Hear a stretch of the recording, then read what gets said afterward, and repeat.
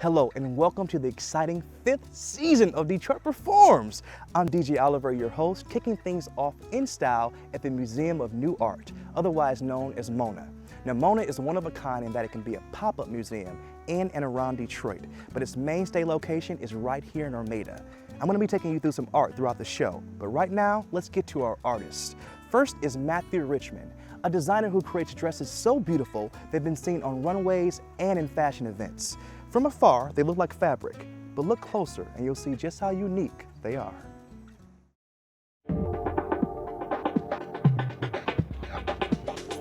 When a lot of people see what I do, it's almost really hard for them to fathom it. What I do is outside of the box, and I think it's a good way for people to think. You need to think outside the box. You need to open your mind. You need to see what else can we do? What else is there out there? I never really necessarily wanted to be an artist. It was a complete accident. I had moved to Ann Arbor to go back to school, and in my first apartment, I actually ended up putting a bust form that I'd pulled out of my parents' basement into my first apartment. And it sat there for probably about a year or so before I actually decided to do anything with it. And when I did, I just basically was bored one day. I think I shut off all the TV, turned all the computers off, everything, and just kind of let my mind flow and creativity flow, and I created the first paper dress. The most exciting thing about creating the first paper dress was the fact that I didn't even know I could. So I'm seeing this dress for the first time, I'm like, wow, I created something very unique. I impressed myself, so I was like, whoa.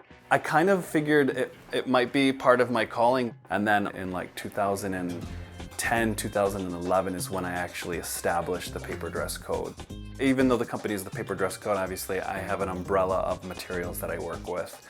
But paper is one of the materials that I'm well known for. And I make them durable enough to wear with just really care, just taking care of them. I don't treat the paper or anything like that, so the dresses can biodegrade organically, and I think that's the great thing about them.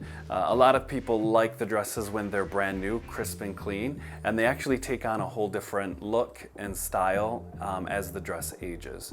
So I have dresses that are, as old as since I've started doing it 10 years ago, and they still look really cool. I talk about upcycling because I clearly I do, and upcycling is just taking, it's not necessarily recycling, but it's taking it one step before you would recycle it. So I do use a lot of newspapers, I use phone books, and outside of paper I use VHS tape and bubble wrap and magazines.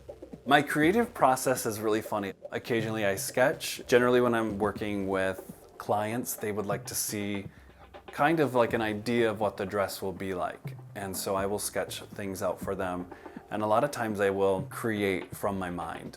So something I was inspired by, something I saw on a red carpet, or it could be something I saw in the trash. It really just is a combination of all these things meshed together, and it just kind of comes out of my brain. It starts off with me draping a bust form, and I'd get a base down. And it really depends on the style of the dress. So the different materials and things I use for the structure is, plastic and paper and, petticoats for the structure, and really just kind of build on top of that and go from there. Sewing for me is tape and glue. And a lot of people are leery over it, but for me it's natural. And the models I've worked with over the last, 8 years, it's natural for them. They always say positive things. They love how it looks, they love how it feels on them, it feels natural. I think the most unique thing about working with the material, which I call my fabric, working with that is, for me, really unique because I can get different styles and different designs and textures just from that material that I would not be able to get with fabric. So I generally I do pleating with paper, and you can do that with fabric as well, but it looks a little bit different with paper. And I can do it with bubble wrap as well, and it just takes on a whole different shape and form.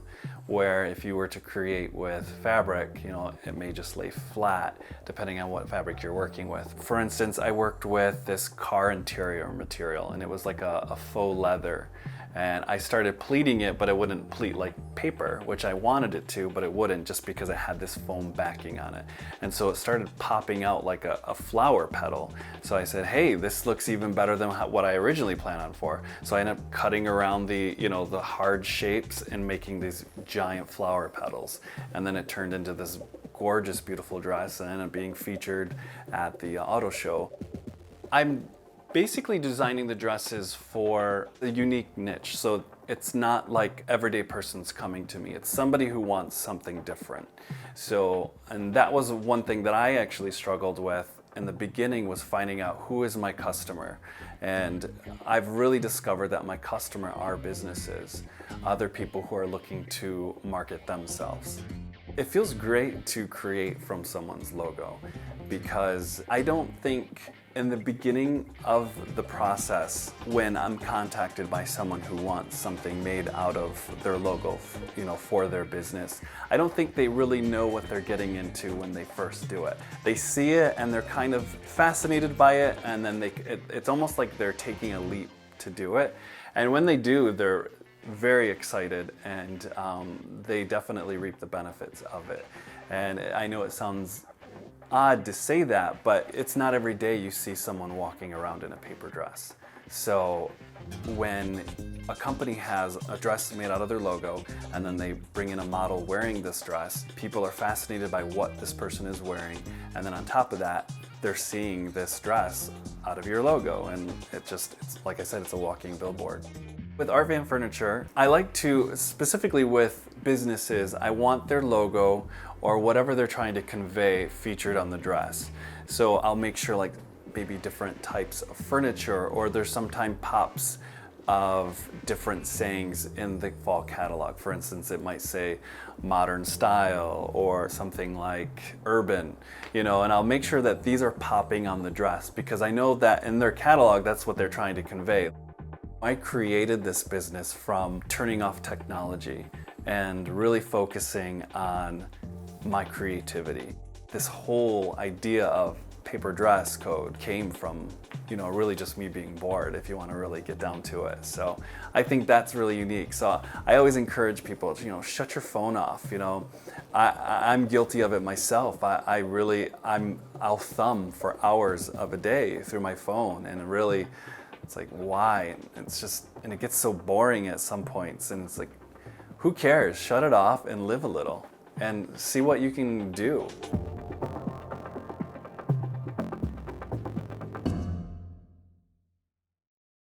To find out more about Matthew Richmond and the paper dress code, as well as all the artists we feature, head to DetroitPerforms.org.